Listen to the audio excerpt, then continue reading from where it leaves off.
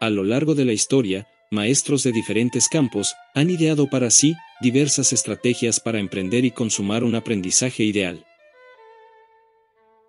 En el video anterior vimos 2 estrategias que te ayudarán a enfocarte de la manera correcta para que puedas disfrutar el camino hacia lograr lo que te propusiste.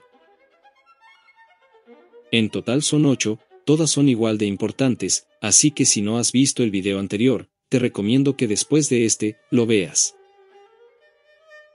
Continuaremos con el orden correspondiente, en este caso corresponde la tercera estrategia. Así que sin más que decir, comencemos de una vez.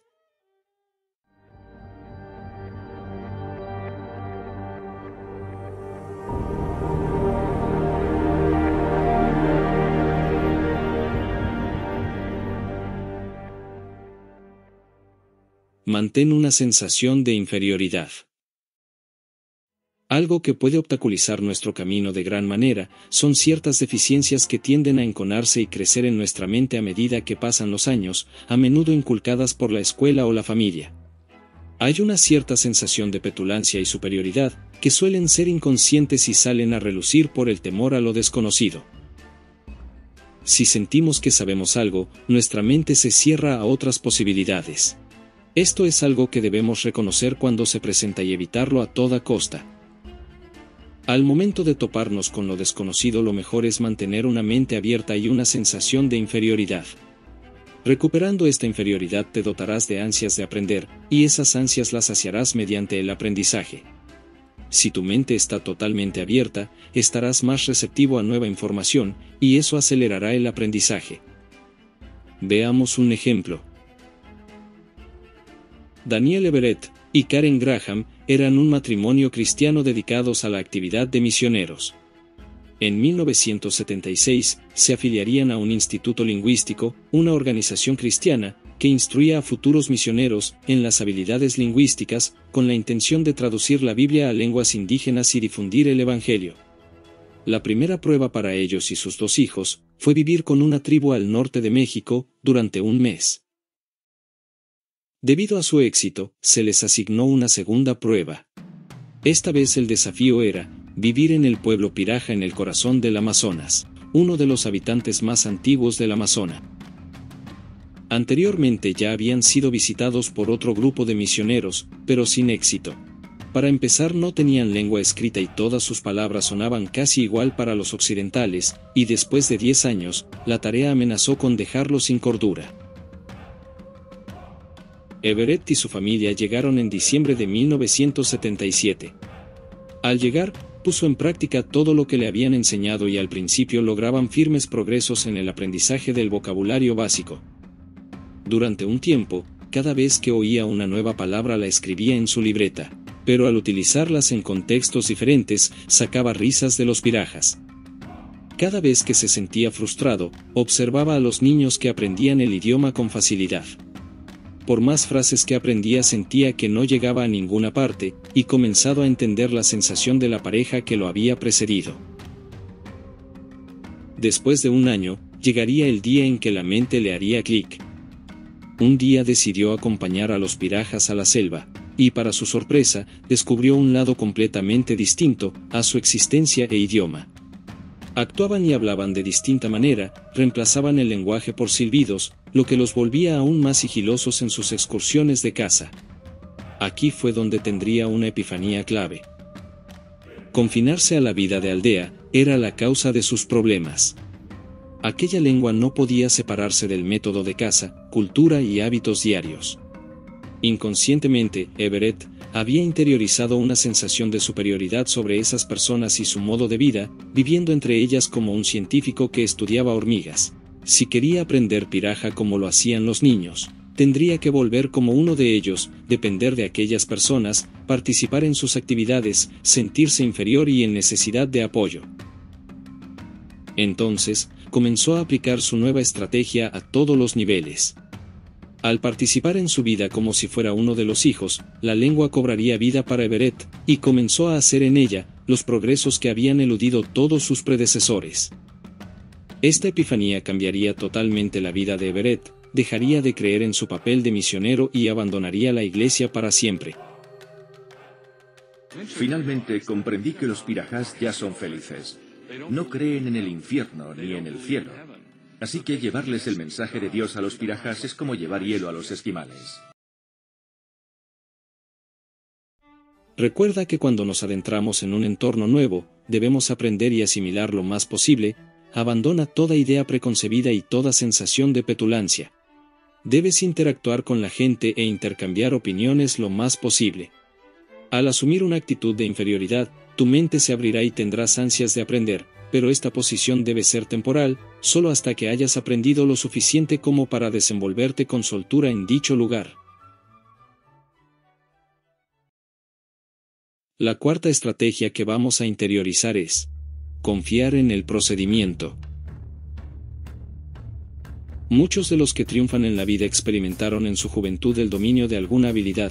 Pudo haber sido un deporte, o un juego, un instrumento musical, una lengua extranjera, etc. En la mente de cada persona, se encuentra oculta la sensación de cómo vencer las propias frustraciones, y arribar al ciclo de rendimiento acelerado. En el momento de duda, el recuerdo de tal experiencia sale a la superficie. Llenos de confianza en el procedimiento, ellos superan trabajosamente el punto en el que otros aflojan o renuncian. Un claro ejemplo que nos puede ayudar a ilustrar esta idea se encuentra en César Rodríguez Jr., un piloto de avión de las Fuerzas Aéreas de los Estados Unidos. Pero el camino a convertirse en uno no fue para nada fácil. Tras ingresar al Citadel en 1981, fue enviado durante 10 meses a la Escuela de Instrucción de Pilotos, en la base de Fuerzas Aéreas de Vance, Oklahoma. Apenas llegar, se daría cuenta que las cosas no serían fáciles. Para empezar, tenía que usar un casco de 4 kilos, un paracaídas de 18, la cabina era insoportablemente pequeña y caliente. El estrés y la presión física de volar a tal velocidad se apoderaba de él, más todas las variantes que conlleva el pilotear una nave. Al practicar en simulacro andaba bastante bien, pero a la hora de la verdad, el pánico se apoderaba de él, no paraba de temblar y su mente era incapaz de procesar tanta información. Finalmente, meses después de comenzar su preparación, sus calificaciones dejarían bastante que desear, y se le prohibió volar durante una semana. La frustración se apoderó de él, todo lo que se había propuesto en su vida lo había logrado, pero esto parecía estar lejos de su alcance. Eran 70 estudiantes los que habían comenzado el curso y cada semana excluían a uno, y todo indicaba que Rodríguez sería el siguiente. Sería en este momento, donde le llegaría la epifanía. Recordó que en sus días de preparatoria, pese a su estatura relativamente baja, había llegado a ser el mariscal de campo de su equipo de fútbol americano. En ese momento, también había tenido momentos de duda y de pánico, pero había descubierto que tras una preparación rigurosa, mental y física, podía vencer sus temores y casi cualquier deficiencia en sus habilidades. Ponerse en circunstancias de inseguridad le había familiarizado con la situación, sabía que tenía que confiar en el procedimiento y los resultados que le daría una práctica más dedicada. Pensó que esto mismo debía ser el camino en su actual situación. Así que se pondría manos a la obra. Para empezar, triplicó su tiempo en el simulador y en sus horas de descanso se visualizaba en la cabina, repitiendo las maniobras que más se le dificultaban. Aumentó su concentración en cada práctica de vuelo y cada vez que había la posibilidad de pasar más tiempo en el aire, lo hacía. 2 semanas después de volver al avión, ya se ubicaba en un nivel promedio del grupo y ya faltaban solo 10 semanas para concluir el programa. Al comienzo, entró a la aviación por un amigo y por diversión, pero a estas alturas, no había nada más que quisiera, que ser piloto de caza. Le empezaron a gustar los retos, le fascinaba volar y ahora su meta era terminar el curso en la cima. En la última semana, pidió a su instructor que trabajara a muerte con él, tenía que subir en la clasificación y estaba dispuesto a hacer lo necesario.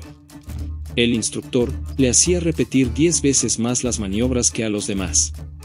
Atacó todas sus debilidades de vuelo, y lo hacía practicar las cosas que más detestaba. De repente en su mente algo comenzó a cambiar.